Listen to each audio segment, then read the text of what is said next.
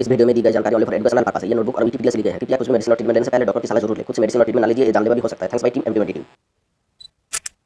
नमस्कार दोस्तों, welcome friends. MT tube में फिर एक बार आप सबका स्वागत है। आज हम लोग जानेंगे एक गुरुत्वपूर्ण ट्रीटमेंट तथा उसके लक्षण और क्यों होता है उसके बारे में। आज जानेंगे ब्लड प्रेशर हाई जब हो जाता है किस कारण से हाई होता है, और लो जब हो जाता है किस कारण से लो होता है, इसके होने का कारण क्या है, इसको होने पर हाई या लो होने पर क्या ट्रीटमेंट दिया जाता है डॉक्टर द्वारा, इमरजेंसी कंडीशंस में आप क्या कर सकते हो, सब कुछ आज पूरी डिटेल्स में जानेंगे। पूरी वीडियो के साथ बने रहिए, पूरी जानकारी लीजिए, क्योंकि आधा अधूरी जानकारी जानलेवा भी हो सकता है। चलिए वन स्टेप लर्न अब एडवांस मेडिकल नॉलेज की तरफ बढ़ जाए। आज का जो वीडियो है ओनली फॉर एजुकेशनल पर्पस है, किसी को सेल्फ मेडिकेशन करने का परमिशन नहीं देता है ये वीडियो। आप सेल्फ मेडिकेशन ना कीजिए, ये सिर्फ एजुकेशनल पर्पस के लिए मैं वीडियो बना रहा हूँ। पहले जान लेंगे ब्लड प्रेशर क्या है।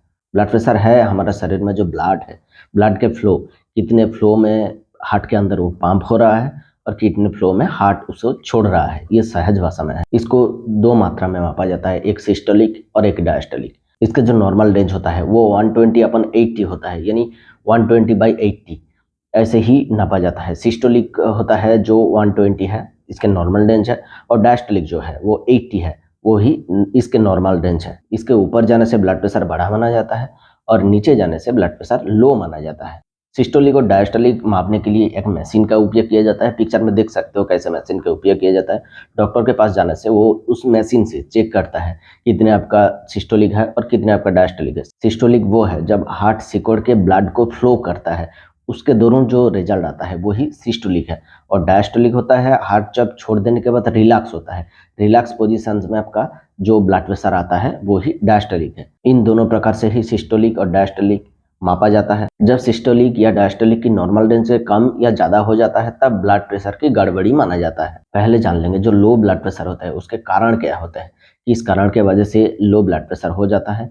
लो ब्लड प्रेशर सबसे ज्यादा होता है विटामिन की कमी से, यानी जब आपका शरीर में विटामिन की कमी दिखाई दे तब लो ब्लड प्रेशर हो जाता है। डिहाइड्रेशन यानी पानी की कमी जिसको कहा जाता है, शरीर में जब पानी की कमी हो जाता है तब भी ब्लड प्रेशर लो हो सकता है। हार्ट जब प्रॉपर ब्लड को फ्लो नहीं करता तब भी ब्लड प्रेशर लो हो सकता है। और ब्रेन के अंदर किसी कारणवश ब्लड जब ठीक से सप्लाई नहीं होते, किसी न्यूरोलॉजिकल डिसऑर्डर के चलते जब सप्लाई ठीक से नहीं होते तब भी ब्लड प्रेशर लो हो सकता है। ऐसे ऐसे ही जो गुरुत्वपूर्ण कारण था ब्लड प्रेशर लो होने का ये मैंने बताया, और भी बहुत सारा कारण हो सकता है ब्लड प्रेशर लो होने का।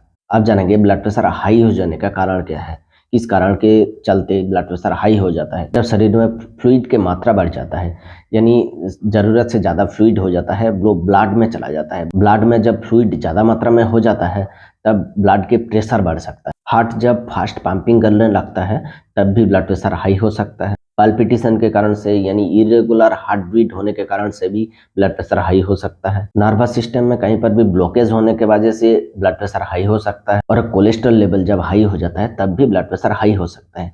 ये मुख्यतः जो कारण था ब्लड प्रेशर हाई होने का ये मैंने बताया, और भी बहुत सारा कारण है ब्लड प्रेशर हाई होने का। अब जान लेंगे सिम्टम क्या आते हैं, ब्लड प्रेशर हाई होने का सिम्टम क्या है और लो होने का सिम्टम क्या है। पहले जान लेंगे ब्लड प्रेशर लो होने का सिम्टम क्या होता है। सिर में दर्द होगा, ब्लर विजन दिखाई देगा, आपको धुंधला धुंधलापन दिखाई देगा, सर में चक्कर आएगा, आप ठीक से खड़े नहीं हो पाओगे, वीकनेस लगेगा आपका बहुत ज्यादा, और नाज़ुआ वॉमिटिंग जैसी टेंडेंसी हो सकता है। और भी बहुत सारा कारण है, ये जो मुख्यतर कारण था ये मैंने बताया। अब जान लेंगे हाई होने के वजह से जो प्रॉब्लम आते हैं वो क्या आते हैं। बहुत तेज दर्द हो सकता है सिर में, चेस्ट में पेन हो सकता है, नोज ब्लीडिंग हो सकती है, यानी नाक में से ब्लीडिंग हो सकता है, यूरिन में से भी ब्लीडिंग आ सकता है, आपका हाथ पैर में सूजन आ सकता है, श्वास लेने के लिए कठिनाई हो सकता है, और इरेगुलर हार्ट बीट भी हो सकता है। ये सब मुख्यतः जो कारण था ब्लड प्रेशर हाई होने का, जो सिम्टम था ये मैंने बताया, और भी बहुत सारा सिम्टम हो सकता है ब्लड प्रेशर हाई होने की। अब जान लेंगे इसके ट्रीटमेंट सेक्शन। हाई या लो हो जाने से ब्लड प्रेशर कैसे ट्रीटमेंट दिया जाता है। डॉक्टर के पास जाने से डॉक्टर जो ट्रीटमेंट देता है ये सेल्फ मेडिकेशन के लिए नहीं है, ये सिर्फ कुछ प्रैक्टिस के लिए और एजुकेशनल पर्पस के लिए मैं बना रहा हूँ।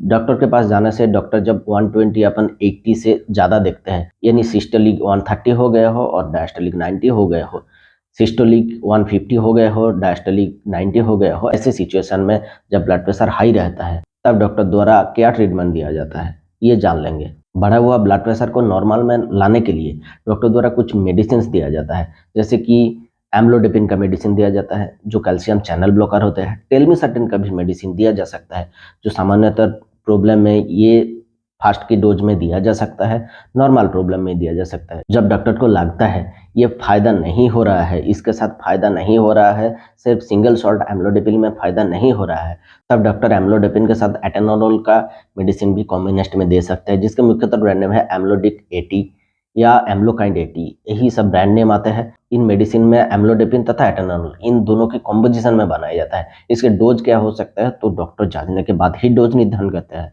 खुद से निर्धारण करके मत लीजिए। और भी कुछ कॉम्बिनेस्ट मेडिसिन चलाया जा सकता है ब्लड प्रेशर को नॉर्मल में लाने के लिए, जैसे कि टेलमेसर्टेन प्लस मेटोपोलोल, लोसर्टेन प्लस हाइड्रोक्लोथाइजेट, ऐसे ही बहुत सारा कॉम्पोजिशन के मेडिसिन है जिसको चलाया जाता है ब्लड प्रेशर को नॉर्मल में लाने के लिए। जब इमरजेंसी कंडीशंस हो जाता है, जब बहुत ही ज़्यादा ब्लड प्रेशर हाई हो जाता है, कंट्रोल में नहीं आ रहा है इस मेडिसिन से, तब डॉक्टर द्वारा मेडिसिन चलाया जाता है, जैसे कि इंजेक्शन दिया जाता है फुसेमाइड का इंजेक्शन, इसको ड्रिप में लगा के देना पड़ता है। फुसेमाइड का एक ही इंजेक्शन चलाया जा सकता है डॉक्टर द्वारा जिसमें बहुत अच्छा फायदा मिलता है। यूरिन के थ्रू ये एक्स्ट्रा फ्लूइड जो होता है शरीर में से बाहर निकल के ब्लड प्रेशर कंट्रोल में लाता है, जिसके मुख्यतः जो ब्रांड नेम है Lasix injection. Lasix injection start एक ही लगाया जाता है डॉक्टर द्वारा। और कुछ इन्वेस्टिगेशन करने की सलाह दी जाती है, जैसे कि कुछ ब्लड का टेस्ट है, ब्लड के इन्वेस्टिगेशन है, जैसे कि लिपिड प्रोफाइल, जो कोलेस्ट्रॉल के सभी प्रकार के प्रोफाइल के जांच होते हैं, इनमें 8 प्रकार की टेस्ट होते हैं, वो ही करवाया जाता है डॉक्टर द्वारा। और चेस्ट एक्सरे करने की,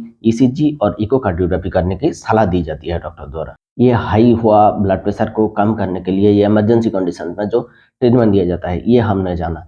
अब जान लेंगे लो होने पर क्या हो सकता है। लो होने पर यानी 120/80 से नीचे जब चला जाता है, यानी 100/70, 110/75 ऐसे ही मात्रा में रहने से डॉक्टर द्वारा पहले किया जाता है ओआरएस का पाउडर जो होते हैं, ओआरएस के पाउडर हर दिन 2 पाउडर तक लेने की सलाह दी जाती है पानी के साथ। और कुछ मल्टीविटामिन कैप्सूल्स या सिरप दिया जाता है जो कि हर दिन 2 बार चलाकर 3 बार तक डॉक्टर द्वारा डिवाइडेड डोज में दिया जा सकता है। डॉक्टर जांचने के बाद ही डोज प्रेस्क्राइब करते हैं। और ज़्यादा से ज़्यादा पानी पीने की सलाह दी जाती है, सॉल्ट लेने की सलाह दी जाती है डॉक्टर द्वारा। और जब ज़्यादा लो हो जाता है तो पेशेंट्स को मल्टीविटामिन का इंजेक्शन दिया जाता है। इंजेक्शन देने से ही ब्लड प्रेशर कंट्रोल में आ जाता है। और जब ज़्यादा प्रॉब्लम हो जाता है, ब्लड प्रेशर बहुत ही ज़्यादा लो हो जाता है, तब कुछ इंजेक्शंस दिया जाता है, जैसे कि डोपामिन का इंजेक्शन दिया जाता है और मेफेनेट्रामिन का इंजेक्शन दिया जाता है। इन दोनों इंजेक्शंस में कोई भी एक डॉक्टर द्वारा दिया जा सकता है। डॉक्टर जांचने के बाद ही कितने मात्रा में लगेगा, कौन सा इंजेक्शन लगेगा, डॉक्टर निर्धारण करता है, खुद से निर्धारण नहीं किया जा सकता। एनएस और आरएल ऐसे ही कुछ ड्रिप चलाया जाता है पेशेंट को, इससे बहुत अच्छा फायदा मिल सकता है। लो हुआ ब्लड प्रेशर वापस से नॉर्मल रेंज में आ सकता है। दोस्तों आज हम लोग जाना ब्लड प्रेशर क्या हो सकता है, लो होने से क्या प्रॉब्लम हो सकता है और हाई होने से क्या प्रॉब्लम हो सकता है, इसके ट्रीटमेंट क्या है, इसके लक्षण क्या आते हैं लो या हाई होने पर, सब कुछ आज पूरी डिटेल्स में जाना। सेल्फ मेडिकेशन मत कीजिए, डॉक्टर के सलाह से ही हमेशा कुछ भी ट्रीटमेंट कीजिए। आज के लिए बस इतना ही इन्फॉर्मेशन देना था आप लोगों को। अगर वीडियो अच्छा लगे तो लाइक कीजिएगा और हमारे चैनल को जरूर सब्सक्राइब कीजिएगा आगे ऐसे ही वीडियो पाने के लिए। मिलेंगे अगले वीडियो पर, तब तक के लिए सुरक्षित रहिए, अच्छे रहिए, धन्यवाद।